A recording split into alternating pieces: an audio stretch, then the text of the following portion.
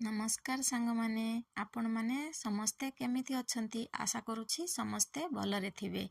आज मु बनाउछि मेथी सागर परोटा। सेथि पई दरकार मेथी साग, पियाज, अटा, अल्प लूण, बेसिक पाउडर मसाला, जुआणी आउ सेकिबा पई घिओ। प्रथमे मेथी साग को मु भल भाबरे धुई चॉप करिनेली, पियाज को मध्य चॉप करिनेली।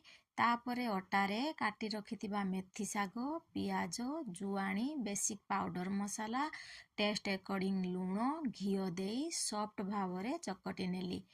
तापरे 5 ରୁ 7 मिनिट याकू रेस्ट पाई रखिदेली। तापरे एही अटा गुळा को गोल गोल करी मोटा मोटा भावरे पराठा बेली नेली। एठी तावा गरम करी सेथिरे पराठा को रखी घिओ देई लाल हेबा पर्यंत सेकी नेली। देखंतु केते टेस्टी देखा जाउची। आम मानकु तो पराठा बहुत पसंद।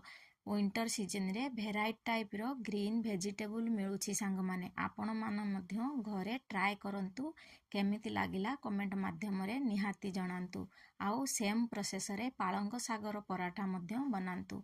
सांग माने आपण मानकु जदी मो वीडियो गुडी को पसंद आसु थाए आउ नुआ नुआ रेसिपी देखिबा को चाहू थांती प्लीज मो चैनल टी को लाइक शेयर सब्सक्राइब निहाती करंतु। आउ फेसबुक पेज रे देखुथिले मो पेज टी को फॉलो करंतु। रहुची धन्यवाद।